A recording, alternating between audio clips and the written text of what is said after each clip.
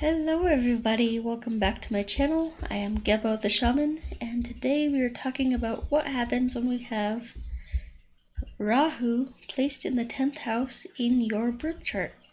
Alright, so before we get into that, I am a Vedic astrologer, so you can check out all my products, courses, services, everything that I have to offer at gebotheshaman.com. Alright, so I do offer my Vedic astrology certification courses and Vedic astrology readings, birth time rectification, energy work practices that you can see over here, and all kinds of cool stuff. So there's that. Alright, so if you're interested in any of that, go to gebotheshaman.com. So another thing to note is that this is Vedic astrology, not Western. So Rahu in Western astrology would be called the north node of the moon, but in Vedic he's called Rahu.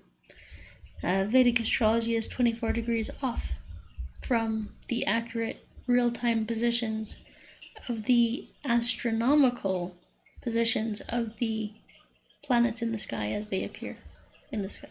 Alright, so there's that, and yeah, so in order to understand this position better, we need to understand what Rahu means, and then we'll talk about what the 10th house means. And then we just put them together, create our own analysis from that, and there you go. Have our own analysis. So what is Rahu? So Rahu is referred to in Vedic astrology as a demon. It's not the demon in the Christian sense, but just it's an earthly spirit that likes to enjoy materialistic earthly things, earthly desires. Food, sex, alcohol, drugs, drinking, all the materialistic stuff. Luxury items, things like that. So there's that. So Rahu is very into materialism, and it wants to get its needs met. So it is involved with addictions, compulsions, habits, and automatic thoughts and behaviors that occur in the conscious and subconscious minds, or unconscious minds, I should say. And then we have, so Rahu rules addictions, so Rahu has a lot to do with unfulfilled desires. So as I said, Rahu is what's considered a demon in Vedic mythology and things like that. So however, he is a quote-unquote demon with his head cut off. So Rahu is considered the head, and Ketu is considered the body. So we have the north node, which is the head, which is Rahu. We have the south node, which is Ketu, which is the body. So basically what Rahu wants to do is he wants to eat and consume and get his bodily impulses, needs met. And this can be sex addiction, drug addiction, food addiction, porn addiction, any kind of addiction. And so it just wants to latch onto that, but as soon as it eats, as soon as Rahu consumes the food and swallows, it goes right out his neck. He has no body to process that food. So he doesn't have a stomach. So this means that the feeling of being satiated, being full, is missing from him, and he's always trying to get that sensation of being satiated and full However, it's just not going to happen. So instead of learning discipline, patience, like self-growth, he will go into the opposite direction. He will go into binges and just really go into the addictions and things like that. So that's pretty much what Rahu represents. And then if we have Rahu in the 10th house, well, what is the 10th house? The 10th house is the house of your career, the house of your fame, the house of your success, your social status, how other people see you. This is like how your reputation in the world. This is, how things, how people see you. At least like in your career and things like that. So your fame, your public reputation. So with this position, with Rahu in the 10th house, you will be more likely to be a workaholic. You'll be more likely to be someone who just wants to get to the top, whether that's there's a lot of reasons for workaholism, a better social status, a better financial status, better life circumstances, and like you're just trying to build and grow your prosperity and your status in the world, your comfort of living, your way of life and things like that, your lifestyle, improve that. So there's a lot of different reasons for being a workaholic. Someone, money might not have as much to do with it for somebody else, so they could do it for wanting to get that top position, wanting to be the boss, the CEO, wanting to excel in their company and in whatever they do in life, regarding career and success and monetary gains and fame and fortune and things like that. So with Rahu here, like it gives somebody a strong drive, a strong passion to go towards work and getting to the top and being successful. However, this is kind of like an ego thing too, because you don't feel whole and complete in who you are.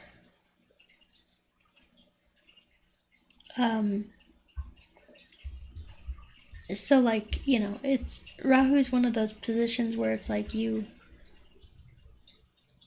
need something external. You need to consume something externally in order to be validated and to be considered, valuable and worthy and worthwhile and things like that. So that's what Rahu does. So like I said, there could be a lot of striving towards success and fame and reputation and social status and the nice house, the nice cars, and wanting to be seen in this way. But once you achieve those things, it's like, okay, who cares? And there's so the opposite to Rahu is Ketu. So if Rahu is placed in your 10th house, Ketu is going to be placed in your 4th house. So it's so Ketu represents detachment. If Rahu represents attachment, Ketu, the opposite, is detachment. So this means that you probably didn't get a lot of love and nourishment, encouragement, nurturing, loving, supportive energy from your mother. Our mother forms the foundations of our identity. So it's like, it's who we are. Like, without that motherly role, without that motherly support, we don't know who we are. And this is how, all kinds of mental illnesses are born from bad parenting, bad mothering. With Ketu in the 4th house, the house of your relationship with your mother, your home life, things like that. So you might be wanting to run away from your home life. You might want to, just stay away from home, stay away from mom, and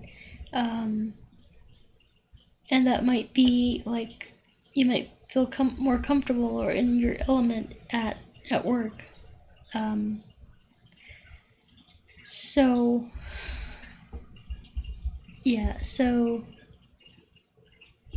this kind of, again, this depends on which signs are in the 4th house, which signs are in the 10th house, what planets are placed in these houses, what planets are aspecting these houses.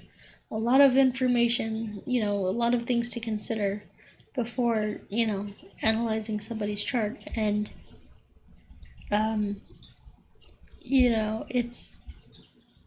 so you got to take all these things into consideration. So there's that. And let's see. So yeah, there, like, regarding K2 in the 4th, just the relationship with your mother is not going to be great. You might not even have a mother. Yeah, because, K2 is regarding like separation, detachment, and things like that. So, could have been adopted, could have been, something like that, where you just didn't have that strong relationship with your mother, and you had nobody to reflect back to you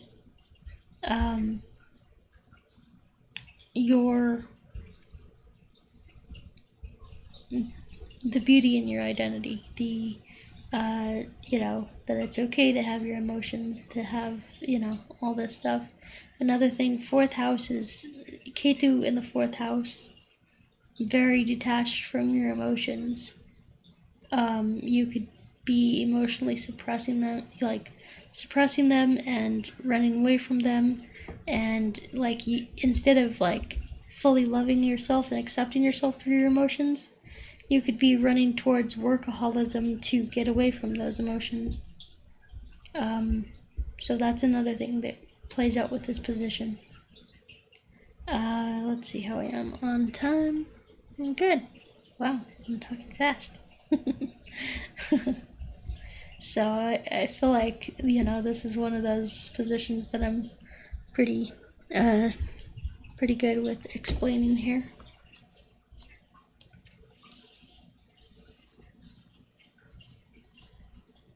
Alright, so anything else? Not really. I think I pretty much explained that pretty well. So anyway, guys, thank you for joining me today. If you want a career reading, an astrology reading, a relationship reading, I do all kinds of readings, so you can check them out on my website, GeboTheShaman.com. So I also have a astrology certification course where you can take your knowledge of astrology to the next level and become a certified Vedic astrologer. And as soon as you pass my course and pass the certification exam, then I will go ahead and give you your own website where you can start making money as a professional astrologer today. Alright? And then we have the Vedic astrology readings. Again, like I do my standard reading that I do for everybody. Readings where I focus on your career, your relationships, and things like that. I also do birth time rectification, so if you don't know your birth time to the exact minute, it is very helpful to have a birth time rectification done, so that way you know without any hesitation what time you were born exactly. So that can be very helpful for people when they're going in for astrological predictions or just even analyzing their chart even more on their own, or whatever, if they're looking up other YouTube videos and things like that.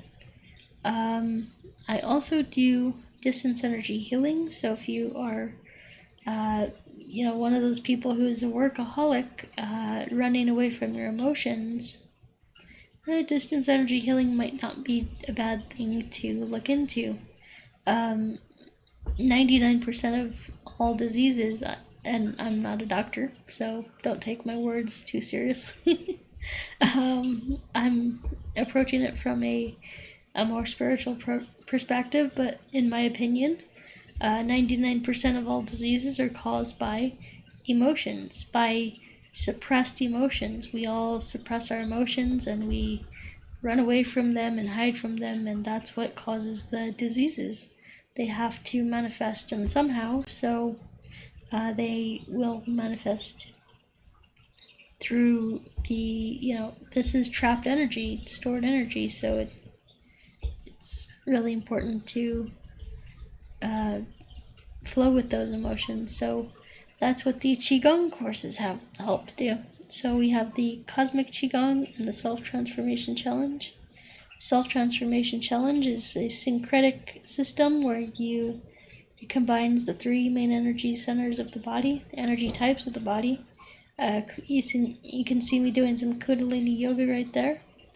And then it also combines Qigong. It combines Kundalini, Qigong, meditation, and the lightning energy of the heart center, which protects and surrounds the soul. So I learned it from a very esoteric secret practice, and you can learn that too as well.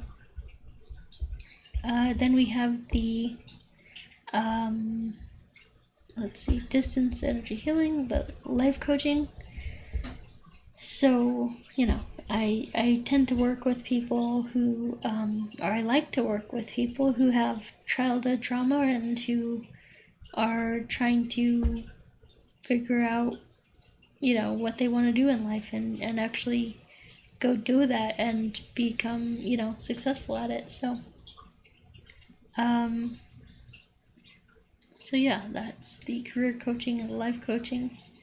And then we have the Qigong courses. So like I said, those are great courses for opening up the energy meridians and energy centers of the body, and taking your spiritual evolution to the next level. And on top of that, I have a course on my Patreon. You can see it here, patreon.com/Gebo the Shaman. And I have a course on there called the Emotional Awareness course. So if you have K2 in the 4th house, that would be a great course to pick up. Alright? And I'm actively working on getting more programs out there and stuff like that. So alrighty guys, so I guess that does it for me for today. So if you're interested in anything that I have to offer, you can go to gebotheshaman.com. Alrighty, and if you enjoyed this video, give it a like and subscribe over here. Please like and subscribe and hit that bell button for notifications for future uploads. I upload every single day at noon. At least I'm trying to. I've been kind of thrown off my groove for the holidays and the New Year, so I'm trying to get back into my routine and trying to get things more on course. So, anyway, guys, that does it for me. So I will talk to you next time. Hope you have a lovely day, and namaste, beautiful souls, and peace.